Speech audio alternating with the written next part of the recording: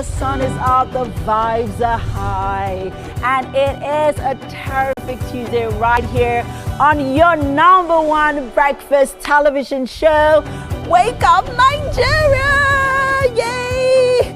Let's spring into the day with joy in our hearts and a hot lineup of entertainment. Come on, guys, are you ready? Let's shake off that post-holiday blues.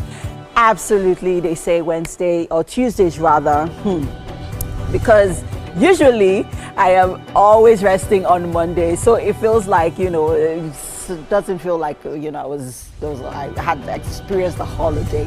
But anyways, Tuesday is a day to take action on those goals. Today is for doings, like they'll say. So whether you are getting the kids ready, hitting the road, or walking from home, thank you for starting your day with us. Let's go achieve some doings.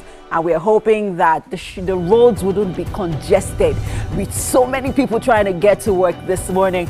But while you're trying to head to your place of work or wherever it is that you're going to, be your place of business, please, let's drive carefully. We're here always to serve you a full course meal of great conversations, wholesome entertainment, and of course, a dash of motivation to keep you moving through the week. So grab your tea, coffee, or whatever beverage that gets you going and settle in. This is your daily dose of good energy and good vibes. My name is Ime Okwache, and would like you guys to use the hashtag Wake Up Nigeria on TVC to join us online. Tell us, how did you celebrate your Easter Monday? Or better still, the Easter weekend. For me, what did I do? Okay, I took the kids out on Easter Sunday, and we went to the Lekki Conservation Center because I just wanted them, to feel, nature. We had fun, we saw the animals, and guess what, people? Finally, I took the canopy walk. I feel like that's one of the most risks I have taken so far. It was, so much fun. So tell us, how did you spend your Easter holiday? Use the hashtag Wake Up Nigeria on TVC. Remember that you can stream the show live at tvcentertainment.tv to hang with us. We're also on Facebook at TVC Entertainment. And for those on the go to stay connected with us, download our apps on the Android or iOS store. We'd also like us to follow us on all social media platforms at tvc.entertainment_. We are also live on GOTV channel 16 and UHF 49. We are here as always to bring you the post-Easter joy. Stay with us. Let's dive right into what we have on the show today. So, making an appearance finally after such a long time, Chef Belinda, Belinda. Oh, Belinda, she has finally joined us, and you'll be seeing her later on the show. Of course, you know that whenever we have Chef Belinda, she always brings it, hot, hot, hot. I wonder what she has on the menu this morning, but we'll find out later on. For a musical performance, we are joined by Margaret Okoro. She's a dynamic and eclectic music minister. She has a mandate to communicate the message of the gospel through spirit-filled, anointed, and inspirational gospel songs. And joining us in parenting later on, we're discussing leadership from the foundation.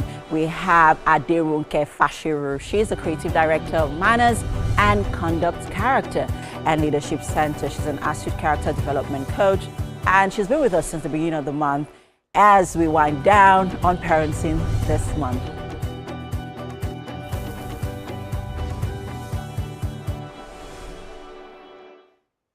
We already know that every Tuesday right here on the show, we bring you the latest happenings in the world of entertainment. We have Zainab, who's going to be giving us the lowdown later on.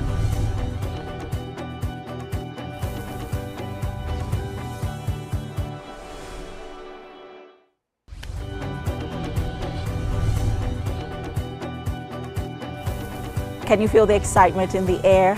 Can you feel the burst of energy?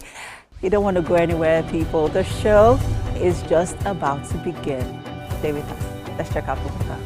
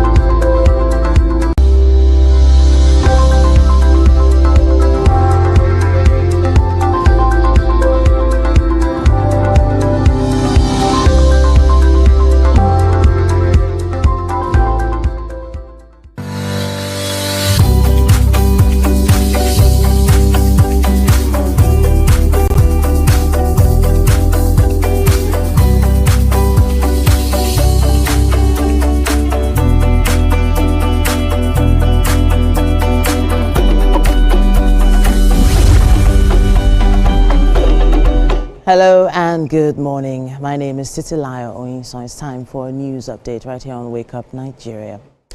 The death of Pope Francis has drawn the curtains open on the perceptions world leaders had of his personality as he led the world's Roman Catholic Church. Some of their reactions are laden with emotion, and we have a report. Reacting to the death of the Pope, King Charles III paid tribute to him in a statement in which he said, quote, "His Holiness will be remembered for his compassion, his concern for the unity of the Church, and for his tireless commitment to the common causes of all people of faith. We send our most heartfelt condolences and profound sympathy to the Church he served with such resolve, and to the countless people around the world who, inspired by his life, will be mourning the devastating loss of this faithful follower of Jesus Christ." Paying tribute to the Pope, the head of the Church of England, Archbishop Justice Welby, described him as a holy man of God who was also very human. The White House has paid tribute to the Pope in a post on X, saying, "Rest in peace, Pope Francis," with a picture of the Pope meeting with the U.S. President Donald Trump and his wife Melania. U.S. Vice President J.D. Vance, who met with Pope Francis hours before his death, says he was happy to see the Pope on Easter Sunday, though he was obviously very ill. He adds, quote, "My heart goes out to the millions of Christians all over the world who loved him." Condoling with the Catholic Church on behalf of the people of the United Kingdom, Prime Minister Keir Starmer says he was a pope for the poor, the downtrodden, and the forgotten. The Italian Prime Minister Giorgia Meloni, on her part, says the news saddens Italy deeply, adding that the Pope asked the world for the courage to change direction, to follow a path that does not destroy but cultivates. The European Parliament President Roberta Metsola says his contagious smile captured millions of people's hearts across the globe. For the French President Emmanuel Macron, who was in the group of the first world leaders to pay tribute to Pope Francis, he was a man of humility. Germany's Chancellor-in-Waiting, Friedrich Merz, says, quote, "The death of Pope Francis fills me with great sadness. Francis will be remembered for his tireless commitment to the weakest members of society, to justice and to reconciliation."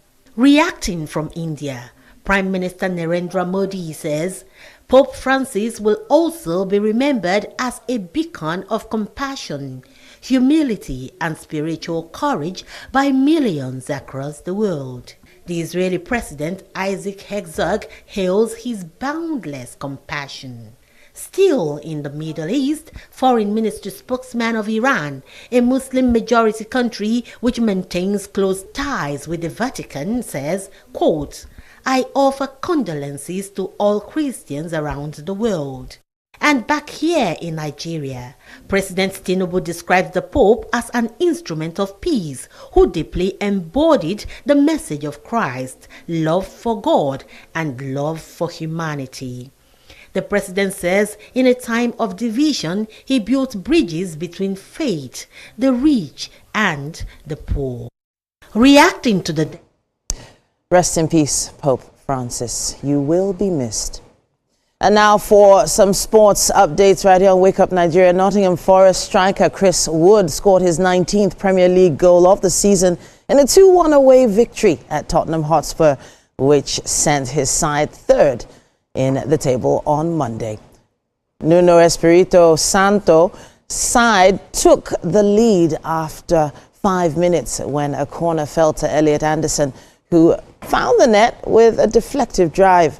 Wood then had a goal disallowed before doubling Forest's lead with a glancing header in the 16th minute. Tottenham improved after their calamitous start, and Richarlison rewarded their pressure with a powerful header to beat Matt Sells in the 87th to set up a nervy finale. Forest hung on through to move Chelsea Manchester City, or rather above Chelsea, Manchester City and Newcastle United in the race for a top 5 finish with 60 points.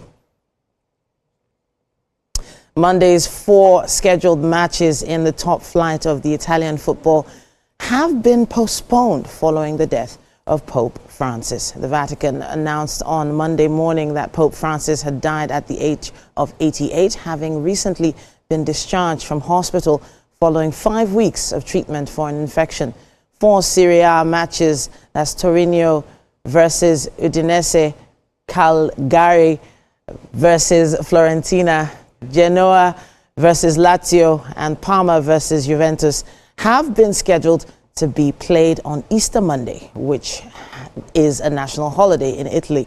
Now, the governing body, which oversees the Italian top flight, said the fixtures would be rearranged in due course. A number of the Serie A clubs posted tributes to the Pope following his passing.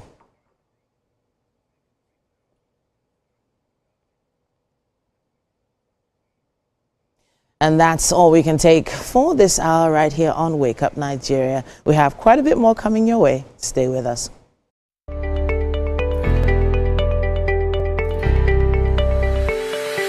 I'm Nifemi Oguntoye, news anchor with TVC News.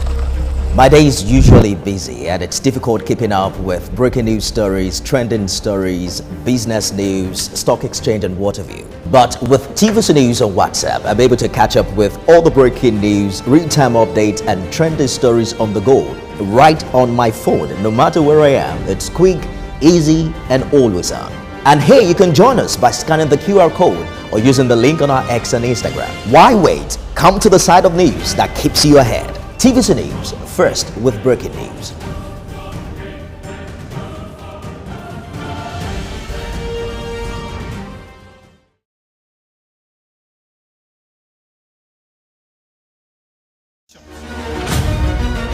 I'm Nifemi Oguntoye, news anchor with TVC Communications, Nigeria's leading independent broadcast company, has been officially designated as a great place to work. Over the past 3 years, we have transformed our workplace into one which is respectful, caring, rewarding, and provides great benefits to all our 500 employees. We thank our team for giving us the chance to show that partnership between employer and employee really works. TVC Communications, officially designated as a great place to work, and now the only broadcasting and media company not just in Nigeria but throughout continental Africa to be fully certified. TVC Communications, a great Nigerian company, a great Nigerian place to work. Celebration, a businesswoman, and a fashion icon. I am a wealth coach and a real estate developer. I am Amako Arakwe. I'm a corporate commercial lawyer and an entrepreneur. Barkamu da warhaka. I am Ramatu Shehu Oyibo, an entrepreneur and a business coach. I am the voice of an average Muslim woman, an hijabite, and a lawyer. I am a polymath and a serial entrepreneur. I am Murayo Afolabi Brown, Managing Director, TVC Entertainment. I'm a media consultant, producer, and broadcaster. The ladies of your view are made of women from different professions, tribes, cultures, and religion. Join us every Monday to Friday as we share our views on topical and social issues.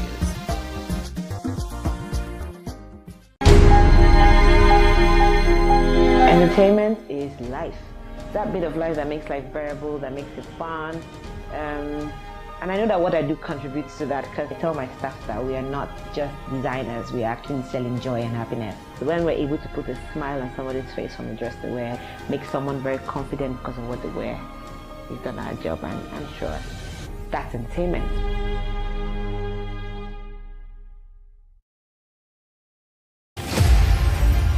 Martin Luther King Jr. was born in Atlanta, Georgia, January 15, 1929. The son of a Baptist minister, King received a doctorate degree in theology and in 1955 helped organize the first major protest of the African American civil rights movement, the successful Montgomery bus boycott. King participated in and led marches for the right to vote, desegregation, labor rights, and other civil rights. He advocated civil disobedience and nonviolent opposition against segregation in the South, influenced by Mahatma Gandhi. The peaceful protests he led throughout the American South were often met with violence. Nonetheless, Dr. King and his supporters were persistent and the movement gained momentum. Dr. King was a powerful orator. He appealed to Christian and American ideals and won growing support from the federal government and Northern White. In 1963, Bayard Rustin and A. Philip Randolph led the massive march on Washington for jobs and freedom. The event's grand finale was King's famous I Have a Dream speech. 250,000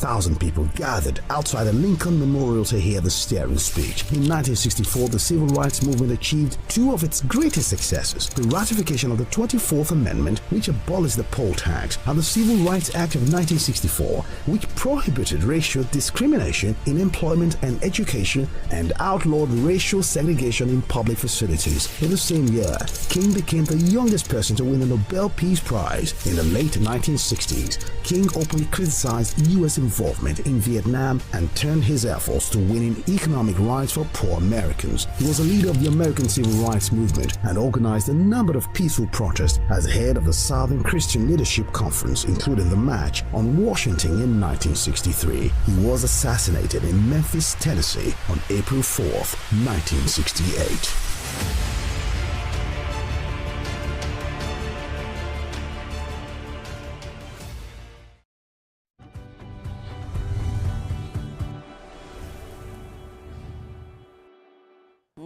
All right. The Wake Up Nigeria kitchen has finally come alive. Yes, it has. And it's so good to have Chef Belinda with us. It's been a while. Like she decided, you know what, guys, I'm going to cater to my academy. I don't have your time. Yeah. But it's so good to have you with us. Well, thank you. Thank you. Good morning, Chef Belinda. Good We'll not morning. sing for you. We can't start until we sing for you. I already did. Yeah, let's do it again now. Belinda, Belinda, Belinda. Oh, Belinda.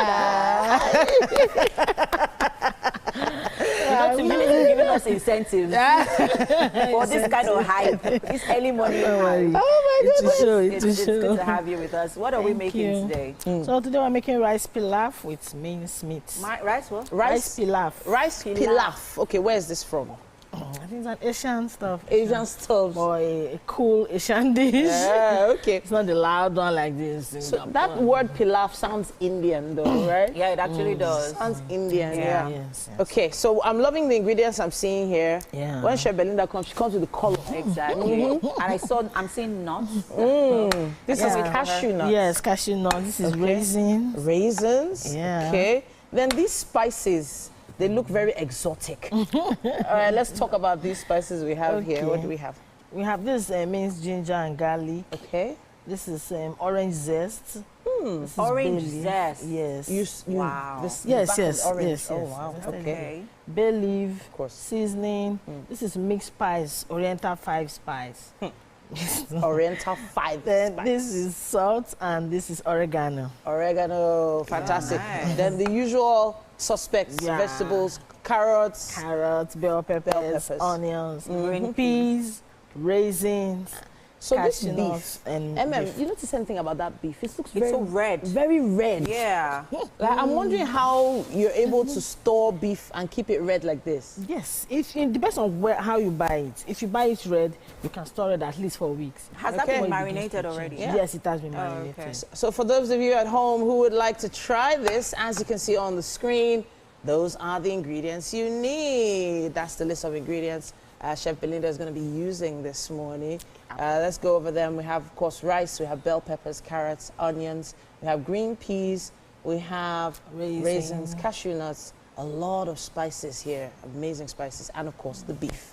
And I think the most fascinating spice or, flavoring we'll be using is the orange zest. Orange zest, I know. Because, right? I mean, I can't wait to, feel and taste the role that it's going to play in this dish. Yesterday, I was craving, this old rice that we used to cook. Titi, remember this old rice we used to cook? It's not jollof rice. Okay. It's like coconut rice, but without the coconut milk. That rice that our parents used to cook for us with just pepper and crayfish. That pepper and crayfish rice, yeah. I was craving that rice yesterday. Seriously? And I made it. Oh, but obviously without the coconut milk. Yeah, without the coconut milk. And then I used Titus fish. Titus fish, she got it. So my daughter Elsie walked into the kitchen and she was like, Mom, what do you want to make? Well, we don't have rice on Mondays. I said, because I'm really craving this rice. And then I made it. She loved it. She literally finished the whole pot. You know what? We'll have to put that on the menu for one of these days and see how we can make it in the kitchen, because we need to know how that's done. If Elsie loves it that much, it must be a winner. It must be. Because kids hardly ever say they love something. Especially this kind of rice they are not used to. So, Chef Belinda, what are we doing first? Okay, so now we're going to start by cutting our vegetables. You will handle this. See, Miss Plus has been very done with. Now walk, you go. There's no work here. See Miss Plus now. I am so happy. I will catch you one way or the other. I know fear escape this one. You know, this carrot they've been cut, so all you need to do just to convert them to brunoise. Brunoise. It's a kind of cut, you know. I want to use the knife I'm familiar with. These cooking terminologies that you decided to start with us It's a kind of so this is the knife I'm familiar with. Okay, fine. This one is comfortable with. It's a bit too angry. Chopping. All right, so show me the brunoise. Okay, so brunoise, you cut this into, start by cutting them into thin slices. Thin slices? Hey, see what? This one is easy. So how? Then you combine them and then you go. You're still gonna chop it. These are brunoise. They're like your regular dice, but smaller. Smaller than your regular dice. Smaller than your regular dice. I will see what I can do. It's usually finer. I will see what I can do.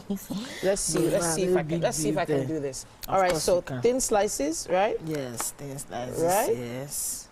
Thin slices. That's it now. That's it now. Yes. When I cut my fingernail inside, you remind me. You will not. You will. Then really tiny squares, right? Yes. Like this. Am I not a good teacher? No, you cut it. Yeah, my fingernail. Okay, I'm joking. But seriously, I'm always learning something new with Chef Belinda. I'm curious. Talk to us about what you used in marinating the beef.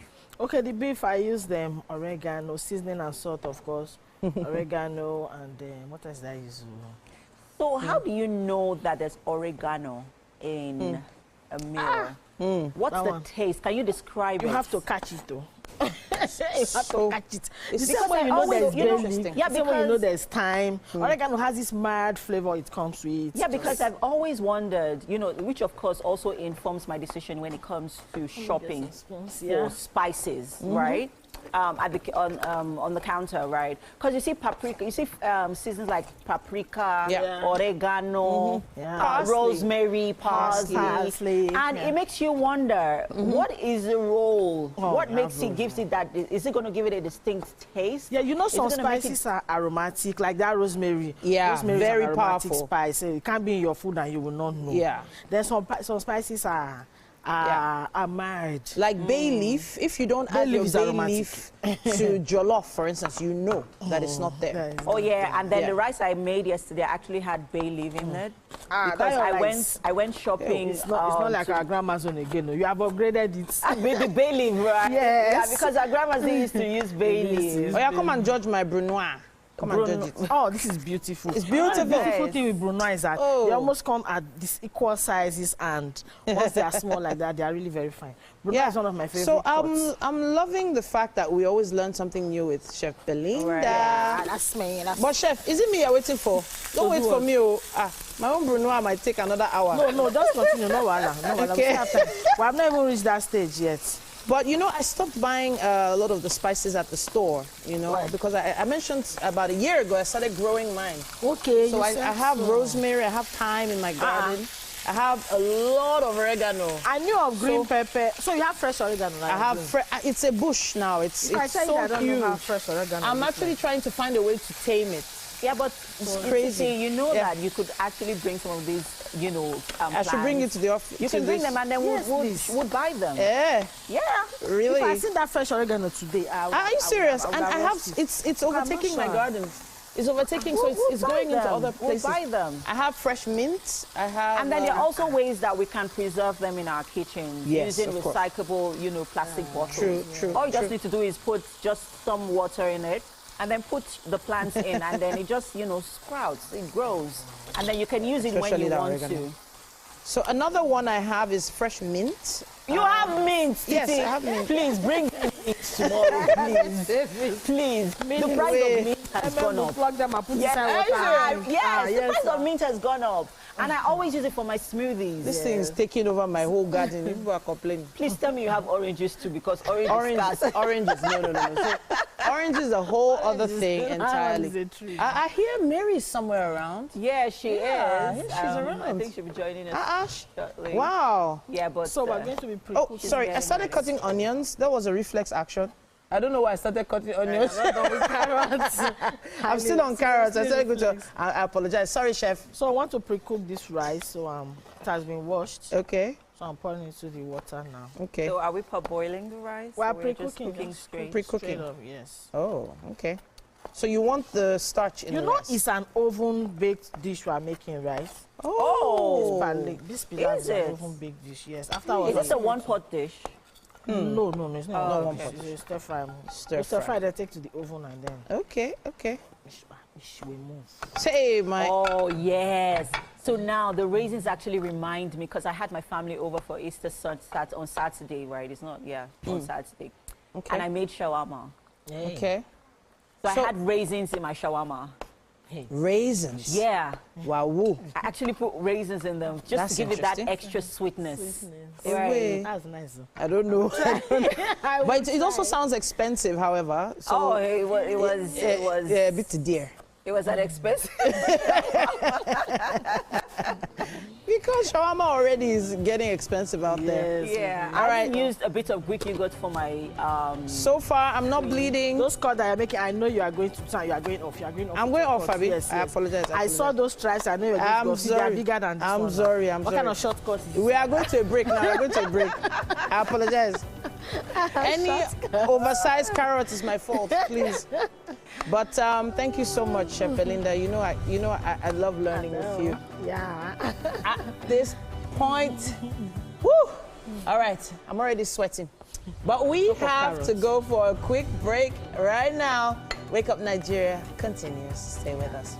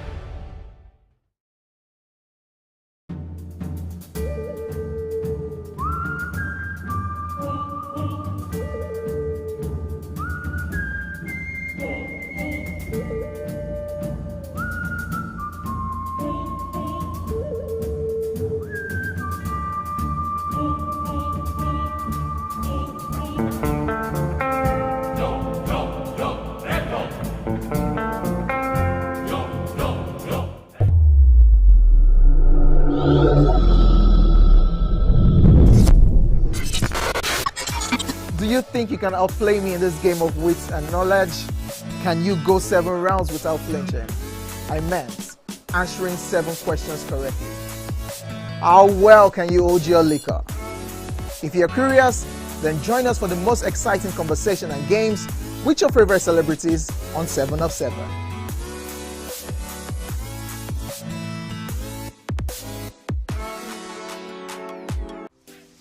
Welcome to Pure Entertainment. What would you like to order from our menu today? We have the regulars, result. Let me go and look for my jam result. So My 280 was 320. I suppose don't be one metal. At this point, I contest my jam result. I want to close the show. I can go. I can. That's all we can take. Eje, can you close the show, Father? Ladies and gentlemen, number one unavailable by Davido featuring Musa Keys. We also have today's chef special. Yo, shine, shine, shine, shiny, yeah. Say recap done, and it's time for number one on the countdown. One of Nigeria's hottest artists right now, his name is Rema, and this one is called Charm. Kick it.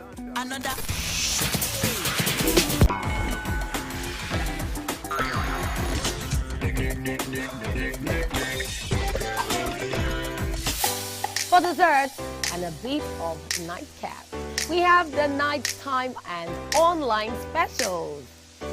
I want to start the gym, yeah? But do you know one thing that's actually keeping me back? You should start the gym, though. You're getting fat. Cricket. She says she does pole dancing to empower women. What's the difference? There's a difference. That's what I'm saying. So pole dancer, you're already almost naked. You're already almost naked. No, it's the empowerment for me. Sex can make a relationship better. No. Sex can never be overrated. It is needed. Especially when it's good sex too. Almost every guy has been with somebody's girlfriend. But they are for all of us now. That's why you're still single. I would not agree or disagree with that because I don't want to get into trouble. I have a home to go to. Your next question. Oh, you ready to fail? Who is the better? You scissors. What is his name? That woman. Bam! Bam! Yeah, today we'll go here. Hey. Let's catch up now. I'm sure we've been able to satisfy your cravings, yeah? Stay good. TVC Entertainment with pure entertainment.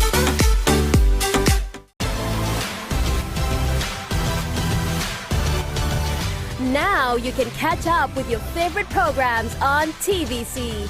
Log on to www.youtube.com/TVC Entertainment.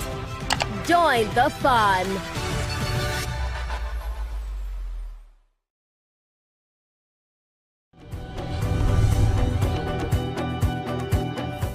Okay. It's time for What's Up and About. Absolutely. Hey, Mary. How you doing? Welcome. Thank you.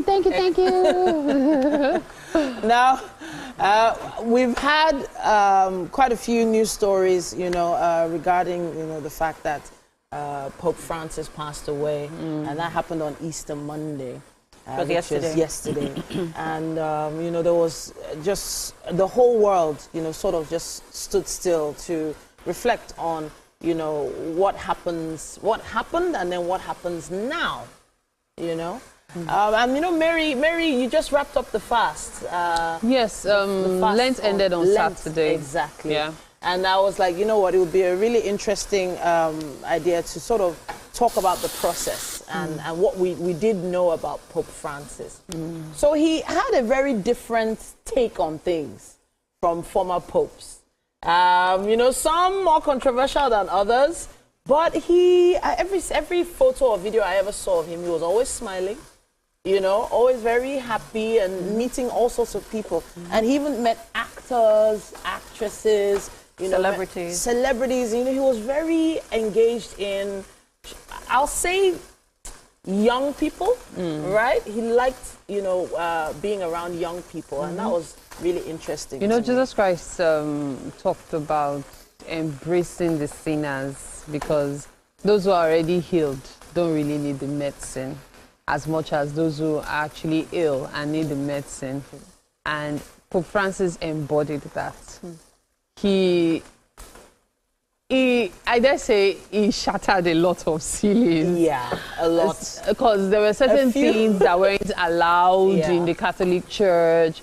Like there was a time when, as a divorcee, you're excommunicated. Yeah. Pope Francis put a stop to that. And, a lot of amazing things happened under him. Now, there are many people who do not agree with many of his policies. Yeah. And there are still people who feel, really, that's a bit too extreme. But we must always remember that he embodied the fact that if Jesus Christ embraced sinners, then he as the Pope, as the descendant of that papacy, is, you know, embodying it too. So the question now is who will be the next? Who becomes the next pope? Yeah. Conclave. So that word conclave, I think the first time I ever heard that word, I was probably like 17 or 18. And I think that was around the time that, around that time that there was some, you know, films around it. And it was actually so rare to find a film that talked about what happened during Conclave. A movie just came out late last year. Yeah. Called Conclave with Ralph Fiennes, and it sort of broke down the process. Well, a cinematography... we need first of let's establish what the Conclave is. Okay. It's basically a centuries-old tradition that is used in selecting a new pope. Sure. Right. Sure. Go ahead. So there are about 250 something cardinals. Yes, right? Only cardinals can be in that space. Right. Yeah. Apparently, there's only 157 that are actually going to be able to vote. I think it's based on age and some other criteria that they're able to vote. And they go into the Sistine Chapel, and it's locked with a key. So apparently, the word conclave means locked in a key. Right. Imagine, I didn't know that. But now they're locked in the place and they vote 4 times a day for the next pope. So you can imagine the sort of conversations that will happen during that time.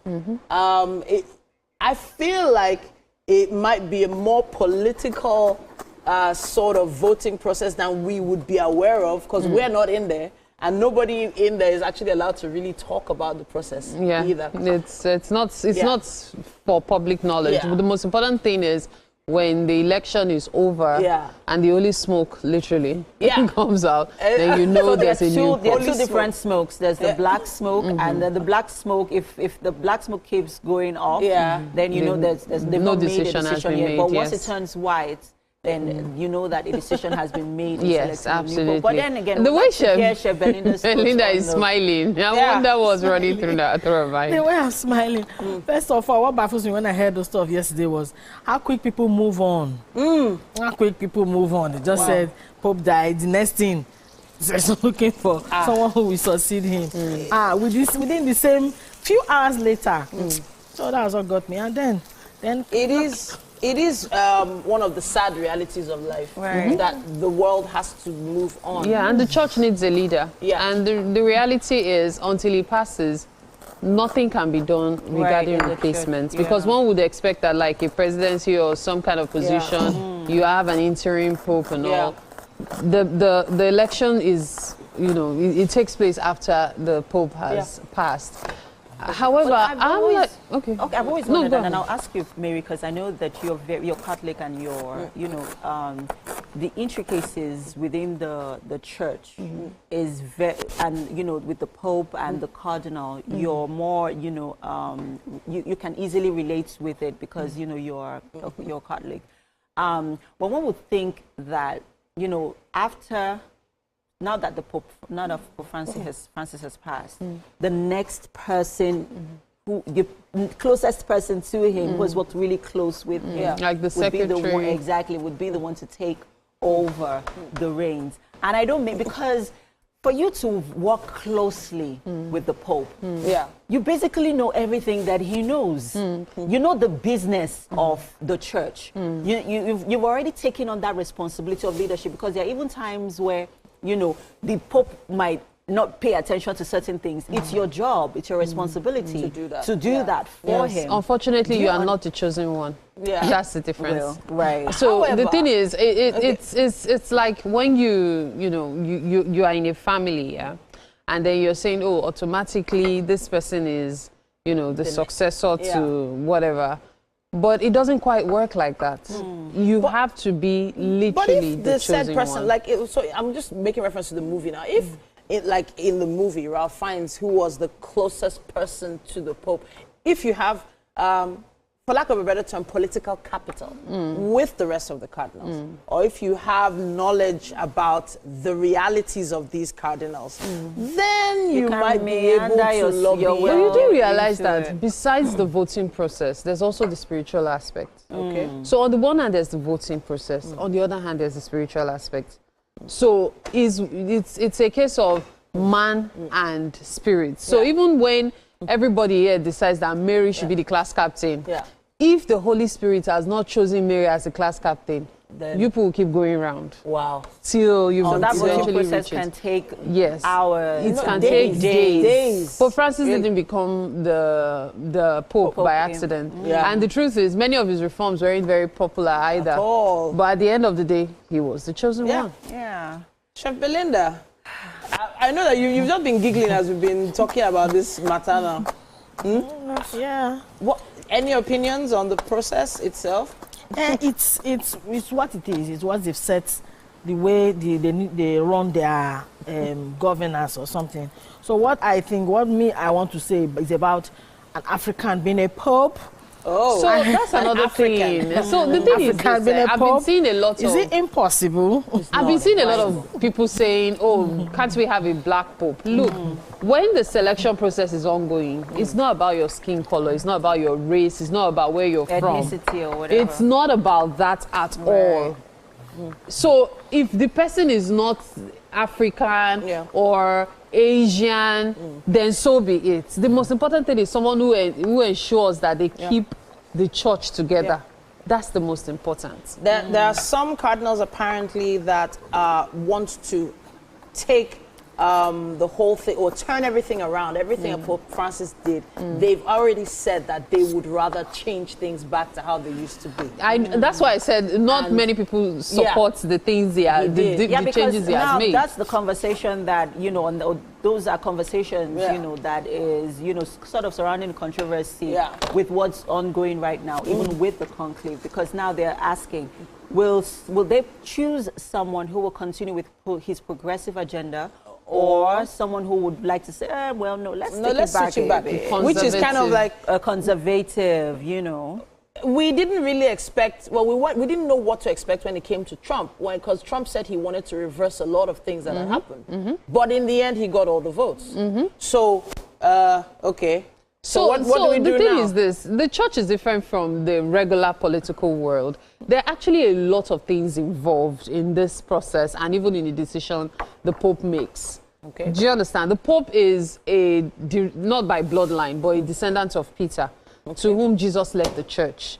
So whatever decision he makes is usually to the best interests of the church, of Christendom. So whoever it is that eventually comes in, if he decides to overturn everything and then the person who comes after decides to take back Pope Francis' reforms, they are allowed to, because at that point we believe they are acting based on the influence of the Holy Spirit. And so that's what it is. So the whole world is waiting. Yeah, but then I'm always also seeing reports of the Nostradamus prophecy about the Black Pope. Really? So I'm not particular about who becomes Pope. It can be an African, it can be an Asian. I know there's a Filipino cardinal that is quite popular as well. And he's so cute.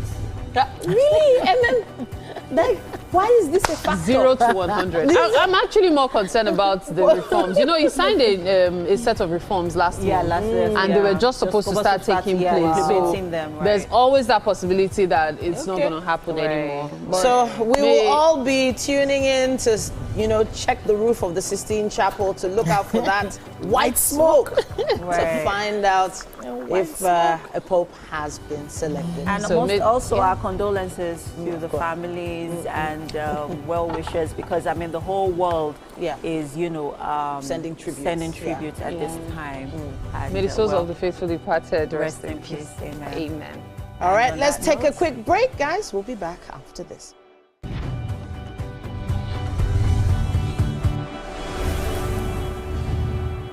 I'm Miriam Lunge. I'm a passionate environment advocate and a published author. I am the founder of Celebration, a businesswoman, and a fashion icon.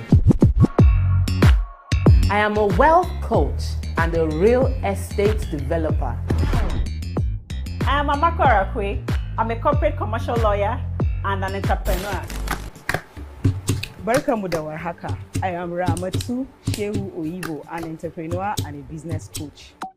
I am the voice of an average Muslim woman, an hijabite, and a lawyer. I am a polymath and a serial entrepreneur. I am Murayo Afolabi Brown, Managing Director, TVC Entertainment. I'm a media consultant, producer, and broadcaster. The ladies of your view are made of women from different professions, tribes, cultures, and religion. Join us every Monday to Friday as we share our views on topical and social issues. The time has come. Get ready to step into the heartbeat of your city like never before. Welcome to Events Diary, where every moment is a celebration. From the electric energy of Owambe extravaganza, to the richness of our culture, to the sophistication of corporate gatherings, Events Diary is your VIP pass to the hottest gatherings in Nigeria. And guess what? I'll be your guide, your style icon. Each week, join me as I transform from traditional chic to corporate sleek. Whether it's a birthday bash or a high-profile gala, you won't just see it. You'll feel like you're right there with me. Aww. From meetings to evening soirees, I'll be there. Or to the trendiest street festivals or to music concerts, Events Diary has something for everyone. So join me as we explore the vibrant tapestry of Nigerian scene, one event at a time. Brand new studio, brand new set, a new face, but still your favorite breakfast show, Wake Up Nigeria. It's a fresh new energy, new vibe. You smell that? Now that's the smell of tasty, tantalizing food from our various chefs.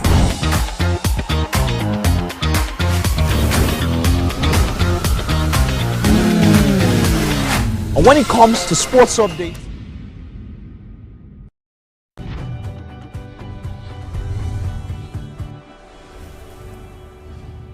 it's time for us to have a parenting conversation on Wake Up Nigeria this morning. And joining us to discuss leadership from the foundation is Adorunke Fashiru. Now, Adorunke is the creative director of Manners and Conduct Character and Leadership Center, and she is an astute character development coach.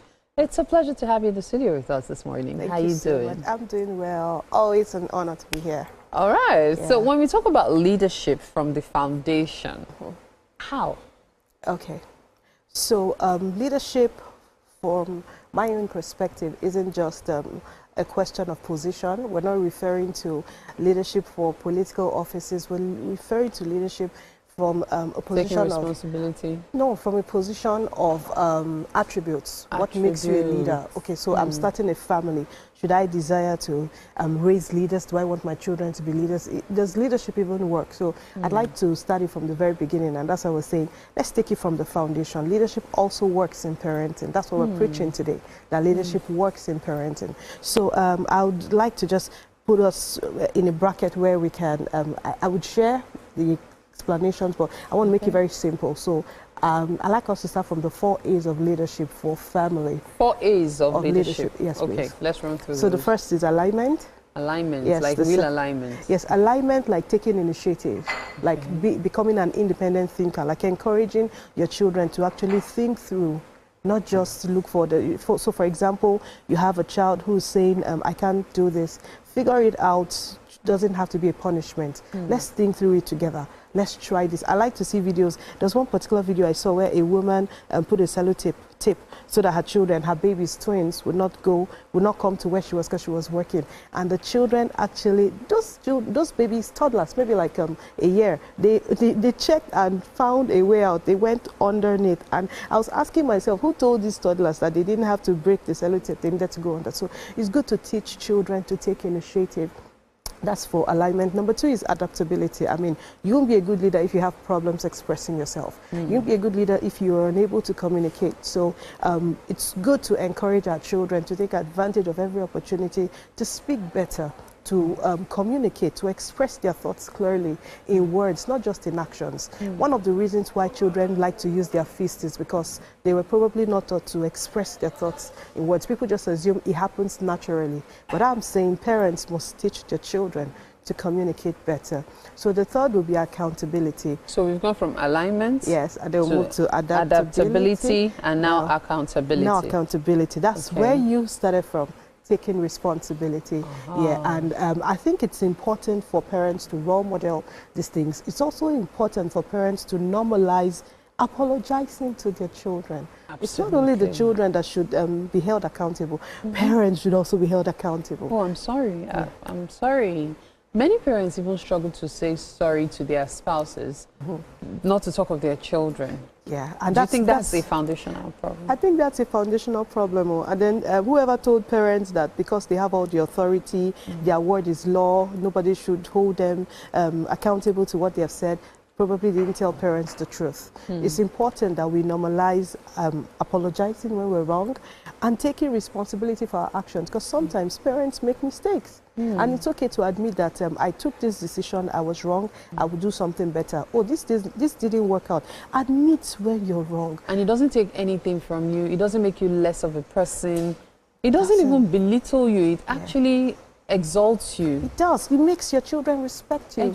Even your spouse. Even your spouse, exactly. Yes. And your colleagues and everybody around you, because it's okay to just admit there's no reason to play the superhero. I think superheroes are just you can never be blameless. Yes. In life, there are things that you just have to say, okay, my bad. Yes. It doesn't always have to be, if you did not do this, I would not have done this. And you don't need to feel so bad when you make mistakes. Mistakes are just a proof that you're trying. Yeah, so being accountable is an attribute of leadership that we must start from the very foundation. And the last is being authentic. Bring your authentic self to the table. Bring your authentic self to your place of work. Bring your authentic self to family discussions. So I encourage children to invite their parents to meetings. Just tell daddy, book an appointment. Daddy, I'd like for us to talk about this on Saturday morning. And when daddy comes, don't sit and wait for daddy to say, what is it? Say, daddy, this is what we'll be talking about. You can actually start a conversation. You can express yourself, be your best self. You owe it to yourself to become a better version of yourself every day. So being authentic is something that must be taught from the very beginning. I feel one of the reasons why so many adults express a low self-esteem when they're put on the spot is because they probably were not challenged to put their authentic selves to the table. What an angle to look at it from. So now you have a child that, is growing and you're trying to imbibe all of these. Now, what methods would you say parents should adopt to ensure that all four are entrenched into the children's everyday lives? We have alignment, adaptability, accountability, and being authentic. Oh, you are smart. I know, right? But let's talk about how parents can adopt this. Okay, thank you for that question. So I'd say parents need to role play these things. Role play is not just for a stage drama or maybe some church drama or something on social media. You need to role play these things. Let your children understand that you are aware. You are aware of a situation and you make mistakes and you're trying something differently. Let your children know that you're making plans and you're owning the problem. Leadership is all about influence. And the influence, one more time, is not for the glam. If your children don't respect you in the family, I mean, why should you get excited that somebody's seeing your post and liking it? The respect should start from the very foundation. You should impress them. And it's vice versa. The children should do stuff. So let me give you a quick example. I was working at a school at some point, and there was this girl who came to school very early. She had a lunch bag. I think her lunch flask was not well covered. At some point, her food poured, and there was an issue. So we tried very hard to reach her parents. We were unable to reach them. So we decided, what's the next best thing to cook? Noodles. I mean, it's just in a matter of minutes, and then you'll be eating, because we found out almost when it was lunchtime, and we didn't want to do snacks. So we told her we're going to make noodles. And this girl said, I don't take noodles. So at some point, we tried to convince her, we can't reach mommy now. We're not obliged to give you anything. So we gave her noodles, we gave her egg. She took the egg and decided to stay hungry till about 4 p.m. So when we saw her dad, we asked, the dad said, well, in their house, they don't take noodles. And he gave us his reason why he doesn't give. It's not like he's bad, but probably because she had reacted at some point to it. But I love the fact that this girl was aware of the kind of foundation they had introduced her to. So even when she was hungry, she let it slide. Some other children would don't tell my mommy. Some other children would want to blackmail you, get all sentimental. So these things, and this girl was just 7. So I'm happy to let parents know that whatever you introduce to your children sticks with them. So you know, taking from what you just said. Yes, please. Now, you mentioned the fact that some children would probably give certain, you know, vibes like, oh, don't tell my mom, let's keep this a secret and all. Yeah. What do you think is responsible for that? Okay, so I feel that the way our parents, maybe we, the Gen Ys, millennials, our parents raised us with some kind of fear, because that's what respect meant to them.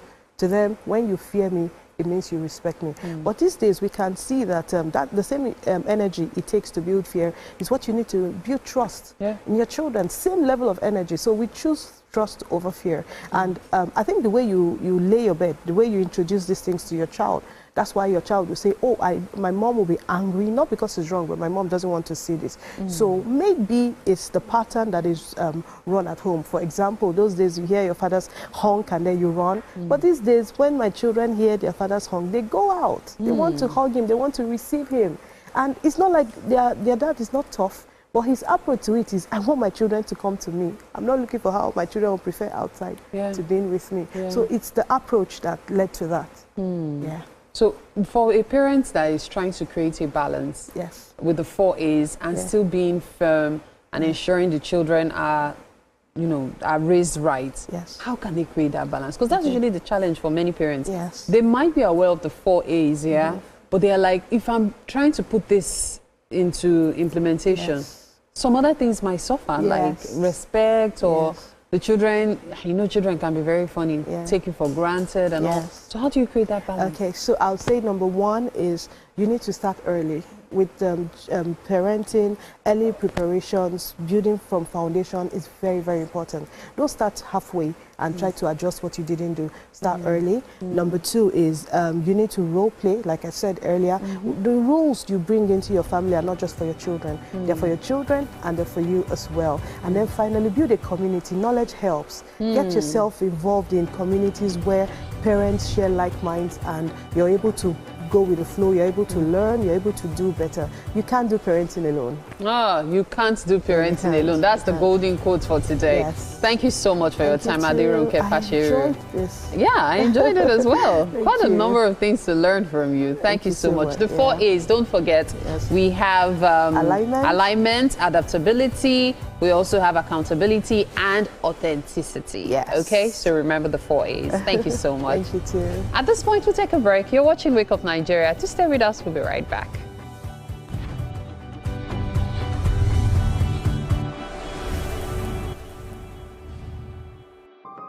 So why do you need Dettol 12-hour protective shield?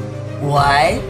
Well, you'll come and see. Insightful analysis. The place you want to be is Wake Up Nigeria. That's right. Every second there's a fresh occurrence, and every minute there's a story to tell. Keep abreast of happening locally and internationally via the news updates of Wake Up Nigeria. It's light, camera, fashion, where we strut, slay, and sashay, and keep you updated with all the latest fashion trends. Level up your morning. Watch Wake Up Nigeria, where every morning begins with a spark.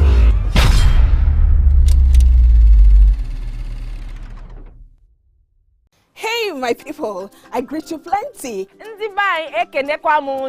name is Nachika Okeke. My name na Uwi Balogun. My name is Damilola Banire. My name na Moyo Faraway Ahmed. If you also call me Moyo Listy. And this na Abigail. And I dare on top your view pigeon. I'm going to bring you bass, boost. I don't get person will be single mother before. He carry another man show say now my husband be this. Now what you want? After that day, the man you not go see him again. If you snooze, you lose. If you miss this show, you miss out. On top this our show, I not dey gree for anybody. When you dey friend the husband, you not see sign say the guy smart, you don't vex, don't give signs. If they look for person we go give them to you, fact as he be. Men no dey ever get fault. If baby not dey for her, na the woman. Talk no dey be person, you make person no fit talk true inside. But for this country, we not say if we open court in the morning, waiting no good, no good. Me and my sisters, hey, we go tanda gidigba for inside studio to give una all the latest information. Look, we not even take responsibility for the children. Please the man. And that's some poria.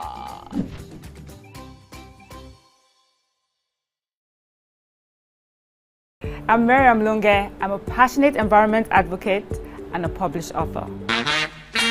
I am the founder of Celebration, a businesswoman, and a fashion icon. I am a wealth coach and a real estate developer. I am Amaka Arakwe. I'm a corporate commercial lawyer.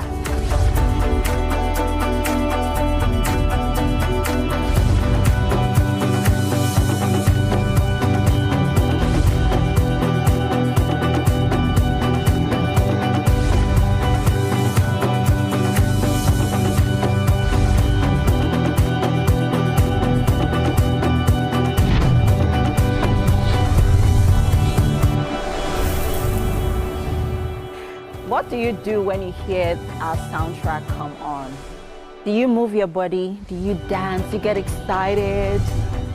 We'd like to know. Use the hashtag WakeUpNigeria on TVC and let us know. Welcome back, family. If you're just tuning in, you are right on time. It's still a beautiful Tuesday morning right here on your favorite numero uno breakfast show, Wake Up Nigeria, and the energy is only getting Wesa. Isn't that how they say it? We've got more juicy content and engaging conversations. So we don't need you. We don't want you to go anywhere. We need you to stick right here with us. As always, we bring you inspiring stories and all things dandy that gets you smiling. The second life of the show promises to be just as exciting as the first. So we want you to stick around, relax. If you're still on the move, well, we are online. All you just need to do is download our apps. Of course, we've got Chef Belinda, we've got Titi and Mary in the kitchen. Chef Belinda is about to put the rice into the baking dish. Yeah. Ooh. Yeah. I'm watching her do this. Oh my goodness, looking at that rice. I'm like, don't worry, I can eat it all today. Now that Mary has finished our fasting. Hey, God. The food What are you talking about? I don't understand. To take Did they tell you that I took a break? I did not take any break. I just realized that House of Rich is going to shoot me because I forgot to fold my sleeves. It's never too late. Don't worry, it's never too late. I have remembered. But we have quite a bit still coming up, right, Emma? Yes, we do. And as always, we want you in on all the fun. Join the conversation online. Use the hashtag WakeUpNigeria on TVC. My name is Email Kwache. And you can watch us live on GOTV channel 16 and UHF 49. We are on all social media platforms at TVC Entertainment _ or tvc.entertainment _ right. And if you're on the move, I mentioned earlier on, you can download our app, whether you're the Android or iOS store.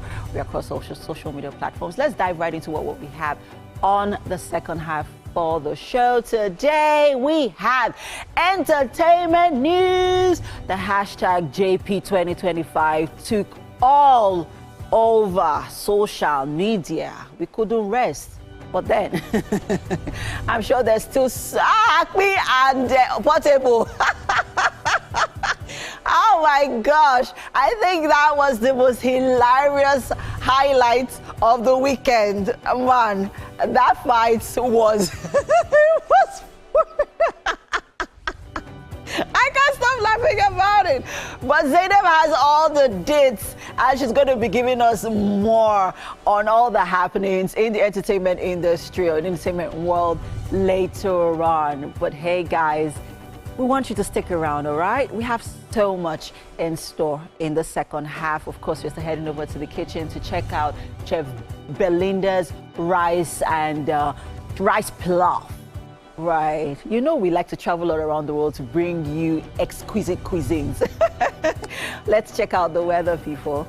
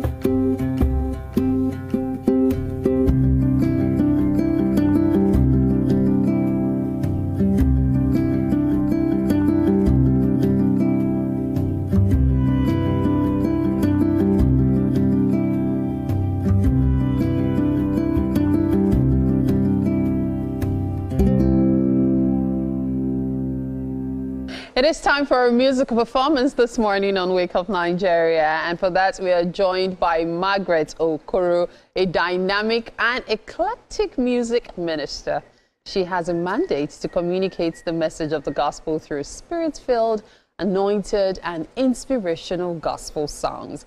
It's such a pleasure to have you in the studio with us. Thank you very much. Oh my goodness. Do you write your songs yourself? Of course. You do? Yes. Okay. I know so many people usually get inspired when they see other people's write-ups, so that's really impressive. Thank you. But why gospel? I'm very curious. Okay. Why gospel? I was born into a gospel family. Okay. So, and you know, what you make at home is what you do most times. Then as you grow up, you have a conviction that this is what you're supposed to do through the inspiration of the Holy Spirit. So that's why the gospel. All right. So now, what song are you performing for us this morning again? Ara me riri. Ara me riri. Which means wonders that I have not seen, eyes have not seen. Wow, wow. What inspired that song? Was it a personal occurrence? Yes. Years ago, I was working on island.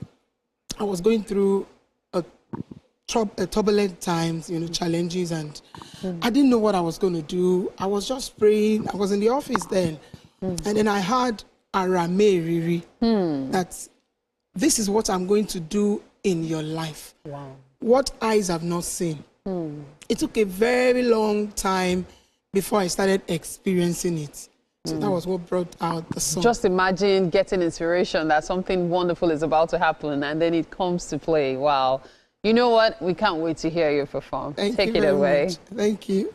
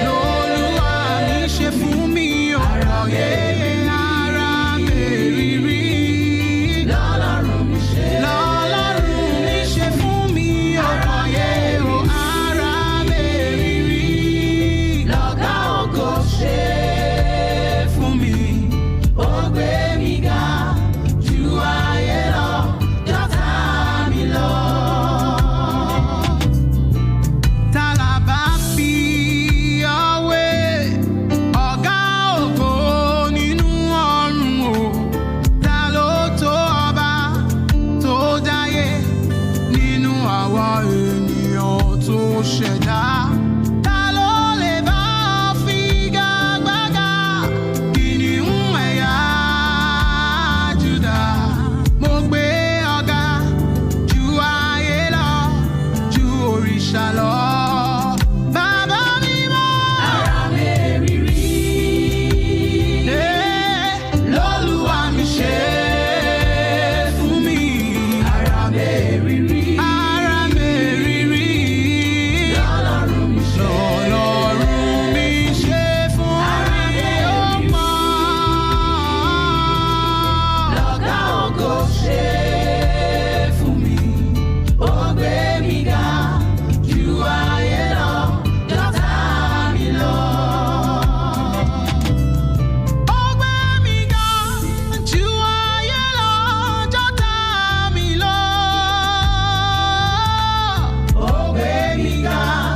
ju ayé lọ, jọ̀tá mi lọ.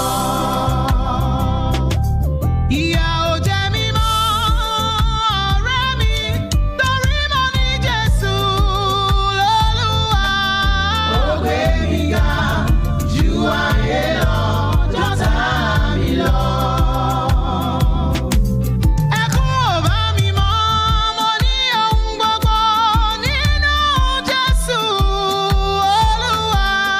Ó gbé mi ga ju ayé lọ, jọ̀tá mi lọ. Olúwa fún mi lọ́lá, mo bọ́lá jí nínú ọlá Olúwa, mo ń yọ̀. Ó gbé mi ga ju ayé lọ, jọ̀tá mi lọ. Ara mèrìírí, ara mèrìírí, ara mèrìírí, l'Olúwa mi ṣe. L'Olúwa mi ṣe fún mi, ọ̀rọ̀ yeye.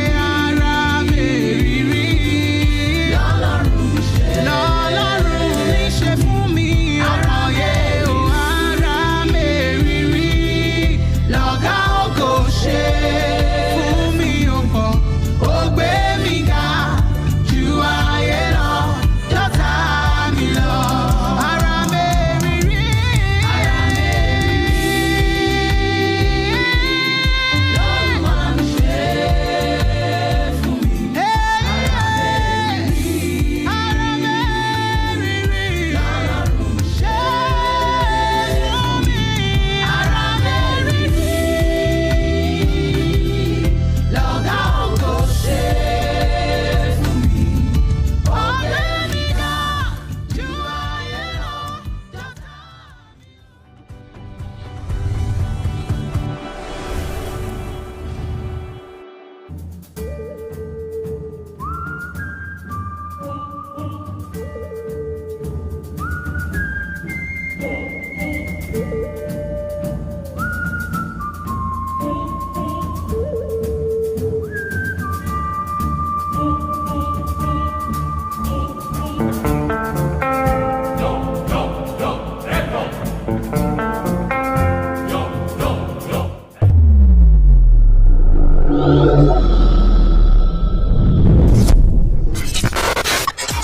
Do you think you can outplay me in this game of wits and knowledge?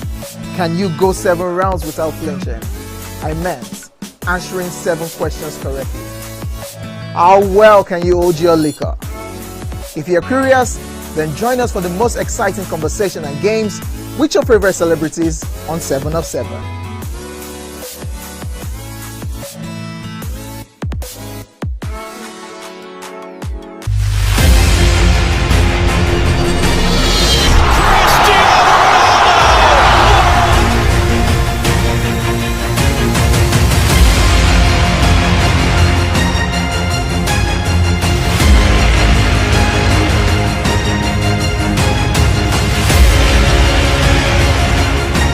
Argentina, champions of the world!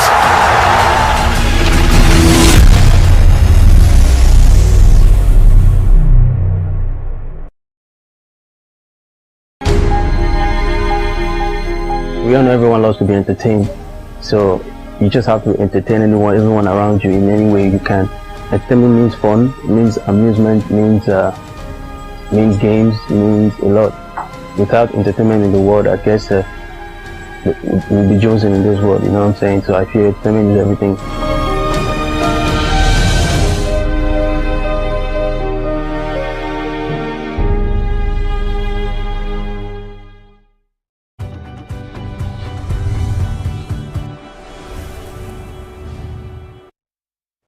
Yay! Yes. A lot of cooking happening, yeah. A lot of cooking. I feel like Mary and I are just such unapologetic foodies. Well, don't group me into your foodie level. I love food though, but seriously, I love good food and I'm not even going to deny it. And that's why I'm happy to be in the kitchen right now, witnessing this creation that is happening. So Chef Belinda, for those just tuning in, tell us about today's dish. Okay, we made rice pilaf with minced meat, and we pre-cooked our rice with our veg. We later stir fried with vegetables, raisins, cashew nuts, and some special spices. Yes, there are raisins in there. Raisins, cashew nut, and some special spices like the Oriental 5 style, because these are Oriental 5 spice, because this is an Oriental dish. Then we had orange zest in it and oreganos, some lovely spices that will give you this cool aroma when you're eating it. So now we're done stir frying the beef as well. We arrange them on this tray and we're taking it to the oven to be baked, because it's actually an oven baked dish. All right. So this is an oven baked rice pilaf. As it is here, we're moving to the oven. Let me see this. How long are we leaving it in the oven? This is what it looks like. On 200 degrees. Oh my goodness, this looks nice. For how many minutes? On 200 degrees for 10 minutes, but on 150 degrees you can live for like 12, 14 minutes. So what's supposed to happen? What's the end result we should look You out will for? tell when you taste like it. to, no way, because I would like to imagine, right, that if this is going, because it already looks like a pizza.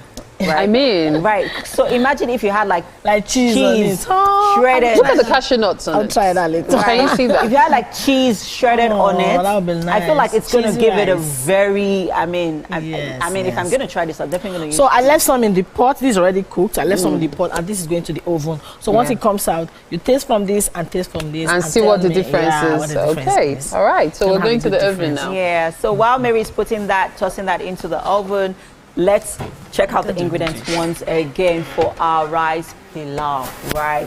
This is an Asian recipe, and right there on your screen you have all of the ingredients. We had our rice, which was pre-cooked. We had carrots, red bell peppers, green bell peppers as well. We had our onions, and we had quite an array of spices for flavor. We had orange zest. Who would have thought? Zest. Yes. So where did the orange zest go into? Lemon zest, yes, but orange zest, right? So what Chef Belinda will let us in later on. We had ginger and garlic. We had some mixed spice that she talks about. You know, chefs always have this secret ingredients. Right. She did not tell I think you're used to it now. Right. Then we also used oregano. Cashew nuts went into that meal, and green peas as well. And you know, when they right. talk about their secret ingredients, if you press them and you make them tell you, they'll tell you everything, but you will not know what is not supposed to be there in a large quantity. Right. So at the end of the day, you don't be like, exactly. You know, Chef Belinda, can we have that your secret Do you spice? know there's actually no secret ingredients here? That's an Oriental 5 spice. It's on the shelf. You can get it across. Oriental what? Oriental 5 spice. Okay, yes. so what are the 5 spices? What do they consist I think it had cumin, it had Arinsta, something like that. Different spices I was combined, seriously. I wasn't the one that made it. I just bought them from the counter. So there's no secret there. There's no secret at all. Okay. Cumin to me is a magical spice. Yes, but the cumin is very mild. So I hardly use cumin these days. I just go for this because cumin can actually overtake your dish. Yes, like this. that's where I was going to. It's a serious aroma. Yes. And so I like using it for stews, because the moment cumin touches your tomato, that's taking it to another level, flavor-wise. But if you overdo it, it can darken the tomato. Darken it, and the taste can then become something else. You know, I like how when you talk about cooking, you use a lot of aromatics. Yeah. I feel like you're adventurous with your aromatics. I won't lie. I fry my spices before I even start cooking. So yes, that was what we did to this one. We fried all those spices together. Then before I feel it's the best way, especially with dry spices, to really maximize them. The aroma will burst from the beginning. All right. So right now we are waiting for our rice pilaf, which has been tossed into the oven to bake for maybe 10 minutes, right? Yes. And then, while that is baking, we'll head over to the couch for some interesting conversation with TT. All right, ladies, I think you're having a bit too much fun there with Chef Belinda. This is very unfair, but not to worry. There's a reason why I'm here. There's a conversation we need to have. The fashion industry has evolved. In fact, it's skyrocketed in leaps and bounds. And there's just some things that could be done better. And that's why we have our guest for today. We have Damilare Atinshola in the building. He is the founder and principal consultant of Domiero. It's good to have you here. Thank you very much. Now, you're here to talk about the fashion industry, but before we start on that, talk to us about what Domiero is. All right, thank you very much. Domiero is a fashion management and manufacturing company based in Lagos. Okay. And we help fashion brands through strategic consulting and manufacturing. All right, we've seen that there's a crisis in the fashion industry where there are not enough corporate foundations, or there are not right corporate foundations within within fashion organizations. Yeah. And we're trying to solve that. Right, so it's not just about creativity, but also building a corporate foundation and leveraging export potential. Okay, so some may not agree. You know, some may say our fashion designers are on point. They're you know, in fact, they're giving us Met Gala looks every weekend. They're pushing. They're doing well. But there are some aspects that you would like to address. All right. So if you say that, I believe that we have over 100,000 fashion brands in Africa. Okay. All right. And there's none of those brands that have become a unicorn. All right. That is being $1 billion or being valued at $1 billion and above. All right. Okay. And with all the creativity that we have, there's still that problem. If you look outside, there are a lot of fashion brands that have become $1 billion companies in 8 years, 10 years, 3 years, in fact. All right. So some of the things that we're focusing on is the bare minimum. All right, and the issue majorly is we are creative, we are resilient, and so on. We have this tenacity, but there's still strategy missing. All right, and that strategy is in building the corporate foundation of these organizations. Okay, so now essentially what you're saying is, yes, we're churning out clothes, but we're not creating brands out of these designer labels. Yes. Okay, fantastic. Now you have the $1 billion brands. Okay, so you have the Fendis, the Pradas, you know, the YSL. You have all those huge fashion brands that have even evolved out of just clothing into even perfumes and the like. And you believe African brands can do that too? Absolutely. So how do they do that? Well, I think one of the major things that we need to deal with is the branding crisis in Africa. All right, and this is so that we're not just copying ourselves and just looking the same. All right, one of the major problems that we have discovered, even in interviewing and doing surveys, conducting surveys within organizations, we have seen that one of the major problems is these brands are not able to stand as a unique brand. So if something is trending, most people or most fashion brands copy that trend. For instance, last year, there was a trend in comedic content. Okay. All right, and some brands were trying to build emotional connections with their audience through comedy. Sure. All right, while selling their clothes, and a lot of people copied that, not understanding the true essence of why that exists or why those brands are doing that. Sure. All right, so we need to understand how to position ourselves right to be able to leverage. So you've sort of touched on plagiarism, and this is not from a writing aspect or a copywriting aspect now. Even copying actual fashion designs themselves. I know that, you know, you have some amazing brands that dress the likes of, you know, Ebuka, for instance. And then suddenly every tailor out there is copying exactly what was worn on that red carpet. Or and it's affecting how unique every fashion designer can come across. But I feel like the designers are responding to what the audience or what the customers are requesting for. Or is that wrong? Well, so think about it this way. I create something, right? One of the major problems that most fashion designers can understand, I mean, I'm speaking their minds now. Or, you know, and they tell you somebody created something and has not gotten the potential on that product, on that design. And then somebody else has copied it and then is making money off my own intellectual property. Right now, you can say that let's go have a legal battle and all this. But a lot of the fashion brands don't have the power or capacity to, you know, fight legal battles. Do you understand? So we also want to make sure that we are preaching ideas that limits plagiarism as much as possible. It's not supposed to be that you take a design from a tailor from somebody's page and then take it to tailor and then, you know, have to. It doesn't allow the designer to get the value of that design. So now I hear you on this. How exactly does branding now help the situation? How does that, well, at least put a little pause, even if it's not a stop, to people essentially copying designs and marketing strategies of other fashion brands? Well, so now this is something that is not totally, you can't totally, rule it out. Sure. All right, but my own goal is to make sure that fashion organizations are able to leverage the potential of their products and their designs. Okay. So that's my own focus. Okay. All right. Okay. And what we do is we're making sure that every of these brands understand how to connect with their audience emotionally. All right. So that there's loyalty built around the brand or the organization. For instance, if you look at Gymshark, Gymshark, found a niche. They saw a gap in the gym wear, in the sport sports industry that Nike and Adidas and all those other guys were not seeing. And they created a brand around that. Okay. So they created a solution. But one of the things that kept Gymshark and was able to help Gymshark to scale in just 8 years to over $1 billion in valuation was that they had loyal customers. Okay.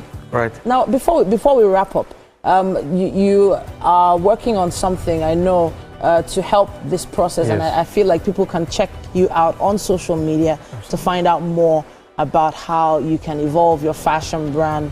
I have to say thank you to you for coming on the show today to talk to us about this. You've helped us put a pin in some really interesting issues when it comes to branding in the fashion industry. Thank you so much. Thank you very much. At this point, we would love you to sort of, have a rethink.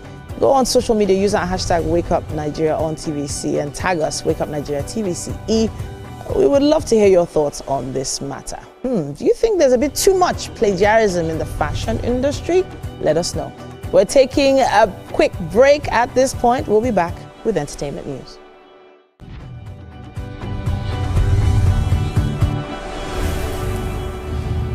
I'm Miriam Lunge. I'm a passionate environment advocate and a published author. I am the founder of Celebration, a businesswoman, and a fashion icon. I am a wealth coach and a real estate developer. I am Amako Arakwe. I'm a corporate commercial lawyer and an entrepreneur. Barkamu da warhaka. I am Ramatu Shehu Oyibo, an entrepreneur and a business coach. I am the voice of an average Muslim woman, an hijabite, and a lawyer.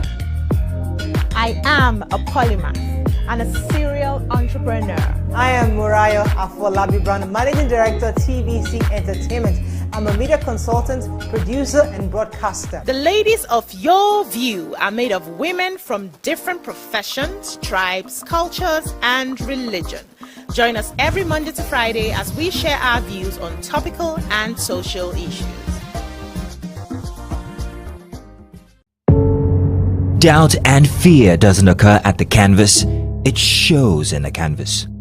It shows the conation of raw earthen material slabbed, stroked and molded at a pace provided by the doubt and fear. Every move weigh in the struggle of one to the other, merging the past to the present, brushstrokes of colors seen but not known. For when the wailing stops, the pieces settle down in abject beauty erected for a century of a century. Speaking, advocating, protesting as the arts are meant to be.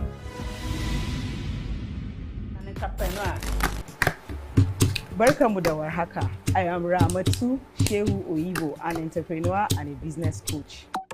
I am the voice of an average Muslim woman, an hijabite, and a lawyer. I am a polymath and a serial entrepreneur. I am Murayo Afolabi Brown, Managing Director, TVC Entertainment. I'm a media consultant, producer, and broadcaster. The ladies of your view are made of women from different professions, tribes, cultures, and religion. Join us every Monday to Friday as we share our views on topical and social issues. Good morning, Marina Station and all the passengers. Efficient, it's comfortable. This development will go a long way in reducing congestion and emission. The trains are a long-term solution to Lagos traffic challenges. This is where we take the final, decisions on policies, programs of government. I will have to ensure that, the narration of Lagos as a PLC is taken very, very seriously. This is a major pedestrian bridge linking Oyingo here to Apapa Road over there. With this overpass, we are providing what we call permanent solutions.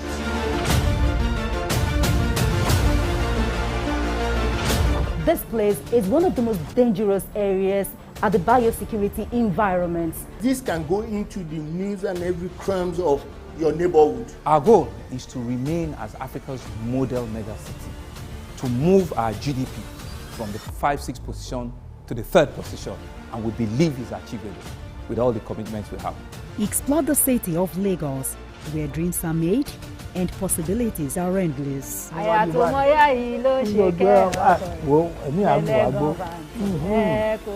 Amadedoja Salamadini. I live in Lagos, inside Lagos. It is time for entertainment news, and I'm doing this with the one and only unfiltered person that we have on Wake Up Nigeria. This is Lady Omiri. On what? I am the most filtered person. I think even our audience over the years can agree with me that there's nothing like filtered in your dictionary. Oh my God. I'm going to do better. So happy to be here with you. How are you doing this morning? Very well, thank you. Are you ready for this? Oh, sure. All right, Sure. Let's start with Portable knocks down Speed Darlington in first round of celebrity fight. Now, controversial Nigerian singer Habib Badmus Okikiola, popularly known as Portable, defeated rapper Darlington Okoye, popularly known as Speed Darlington, in a celebrity fight tagged Chaos in the Ring, Battle for Glory. The fight held at Balmoral Event Center in Lagos over the weekend and saw Portable dominate Speedy from start to finish. The fight ended when Portable won on technical knockout since Speedy couldn't keep up to the tempo of the fight due to a sustained injury. Now, hours after the fight over the weekend, Speedy insisted in a video that he posted to his social media that Portable must have been aided by Juju to beat him, to which Portable replied, in quotes, "I am not a loser, I am a winner." He, Speed Darlington, is saying I use Juju. Yes, now Juju, go find your own Juju. My fans, God bless you. Thank you for your support. Speedy also reacted to Burna Boy's gift of 20 million naira to Portable for defeating him in celebrity boxing match. Speedy threw shades at Burna, calling the Grammy winner his enemy and accusing him of keeping tabs on him to stay up to date with his progress. He wrote, and I quote, "Nobody watches you more than your enemy because they want to know if you're doing well. Long face slips on my page. His whole life is now checking up on me." End of quote. I swear to God, Trump will sleep like this. My goodness, so I like Akpi. Sometimes is you know, it goes overboard, but on this one, Akpi, just accept that you lost. You black and blue. As did you see his dislocated arm? Like Baba was technically like his this. His arm was dislocated. You're talking to a whole Ika. As in, a whole Portable. You could tell that Portable put every. It was like bash, like I think Portable was probably even angry. Like he was angry. Is you that I'm going to do all the transfer of aggression of this music industry? And he should have learnt because Portable beat Igwe Tupac the other time. The last battle that they had, he actually beat Igwe Tupac. No, he felt. You know, people look at Igwe Tupac as okay, not just older, but he's also a bit chubby and. Maybe buttish. Yeah, but so Speed Darlington thought Portable walk in the park. I'll just give him a few jabs, probably learn a few, moves, and felt. I think he should have been wary because when Portable beats Igwe Tupac is actually even more physically fit than Speed Darlington could ever be in his entire life. By the way. And you say I'm unfiltered? No, me, I'm still better than you. You are the absolute worst when it comes to filters. But then, of course, the match is over. As it is, they said this is round 1. Yes. I think round 2 should be more of speech. That's the one that Akpi will win. Yab themselves. But have you seen Portable when he goes in with his Yoruba? Don't worry. And a bit of see that Akpi will go into with Igbo language, everything. By the time he's done. Yeah. That guy's mouth is bad though. Both have bad mouths. But yeah, it was fun to watch. We actually enjoyed it. And Burna is petty. Kudos to him. 20 million naira. 20 million naira is a lot of money. I will not go and fight with that. Yeah, we'll beat you black and blue. I don't know you. He will not do that transfer of aggression. I swear. Now let's move on to the next story. Kendrick Lamar mocks Drake during his tour's opening night. Now, the Compton-bred rapper set things off by seemingly referencing one of Drake's disses aimed at him. During his Grand National Tour stop at the US Bank Stadium, Kendrick Lamar left concert goers shook when he trolled Drizzy's drop ad-lib from his song. Family matters in the video footage posted on X. Now, Lamar appears to be seated for a fake deposition. An off-screen attorney can be heard mentioning Sunday, February 9th, the same date Lamar performed at the Super Bowl halftime show. The Compton native laughingly responded, and I quote, "I don't keep up with dates," end of quote. That's when the attorney asked whether this rang any bells before mimicking Drake's ad-lib drop. The screen fades to black as a famous opening line to Lamar's Not Like Us plays throughout the stadium. What we're talking about, this is kind of pettiness I like. They have been dissing themselves since 2013, and this is 2025. Lamar is not getting tired anytime soon. He's going in on Drake as much as he can. I mean, I love it for the culture. I don't know about you. What do you think? So, I believe they both crossed the line.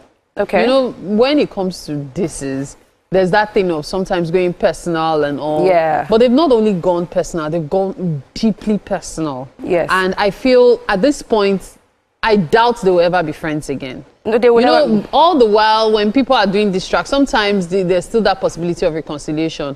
But it has gotten dirty. It's a bit childish, if you ask me. With allegations of domestic violence and a lot of yeah, things. like I've always believed that art is beautiful, culture is beautiful, music is beautiful, but there has to be that place where you draw the line and said, this line will not be crossed. And the line has been crossed so far. I recall J. Cole said something that he had to pull out of the old drama because he realized okay, this thing is getting so bad that he's not looking to make a fool of anybody. Of course. These are his bros. Like, he'd rather just leave it at that.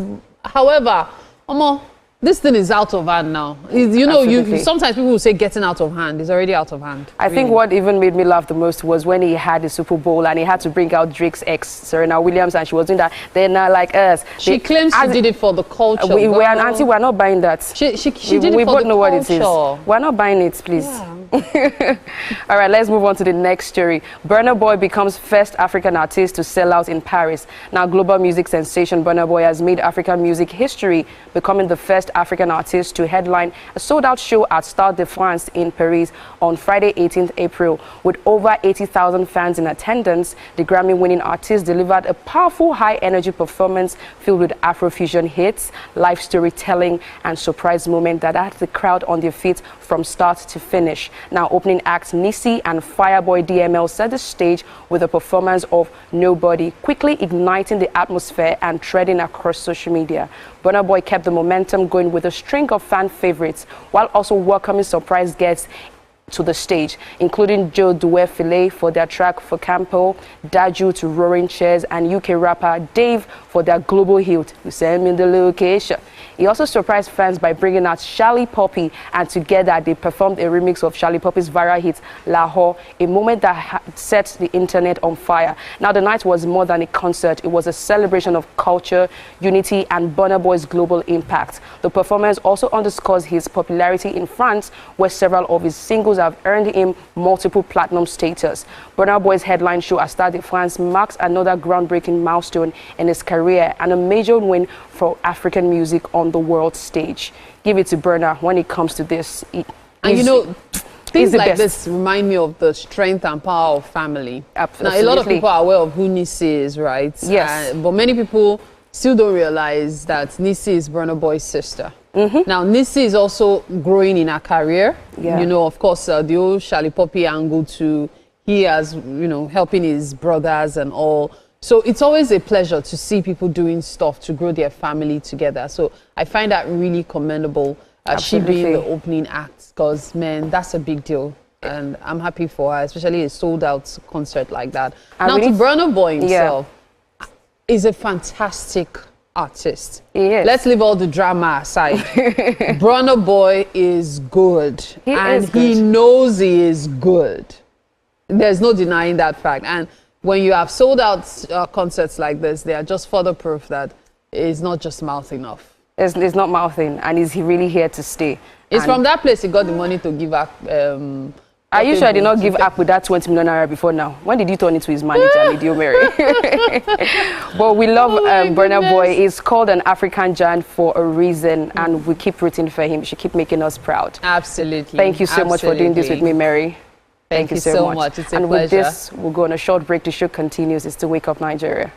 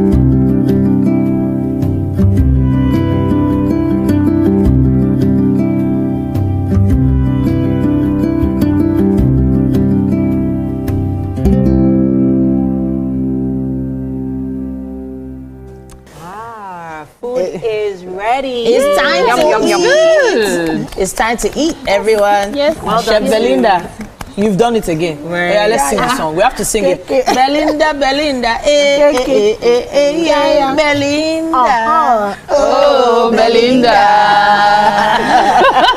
This is what they call singing for food. Yes. Remember back in the day, growing up, we used to eat like this with all our siblings. Yes, our parents, especially on Sundays. Our parents would just, I remember we used to have our cousins over, and then my mom would just have, you know, this big wide tray, and then she'll put rice on it, and then you have your spoon. Nice. Okay, Chef Belinda. Oh yeah, do the honors. Should we reenact that? Should I go and get my? Okay, there's spoons here. So right now, why are you holding me back now? I don't there understand. is. Didn't you hear what MM For said? those that are wondering what this is rice pilaf. Rice pilaf. It's an Asian dish. Right. Chef Belinda's take on it. Please go ahead and serve. Please. I wanted us to reenact that MM style. Everybody take a Shame. spoon and then just. But see, the people that will shape it for us are plenty. So let's All right. Oh, you don't want cheating. So this was put in the oven. To give it like that roasted rice. I can see. Is that cashew inside? Yes, there's cashew in it. Yes, raisins. Cashew and raisins. So you in see the raisins as well. Give it that extra sweetness. Yeah. Let me tell you guys, raisins I must have in my house. Like it must even finish. There's another pack already. Does she know the price of raisins? Of course she does. I think she called does. Chief Okoche for a She reason. does. I mean, Yes. Enjoy. All right. So, Chef Belinda, who's going to do the Don't worry, I'll do the you're asking. We're all going to do the I don't What's understand. happening now? Calm down.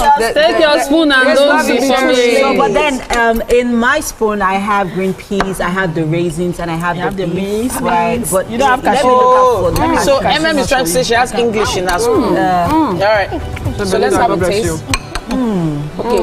All right. Now this looks and smells amazing. The herbs are coming alive. The orange zest is in there too. The raisins. I don't understand. Eat what you eat first and let's know now. And the cashew nuts give it that, you know, crunch. Well done, Chef. So let me act like one of our guests. Okay, this is amazing. I mean, the taste is delicate, and I need to try one more time to be sure. At this point, before we make the whole station hungry, we have to wrap it up on today's show. Yeah, well done, Chef Belinda. And to all our guests, we say thank you. Yeah. We'll have a great day, people. 7 a.m. tomorrow morning, guys. Bye. Bye.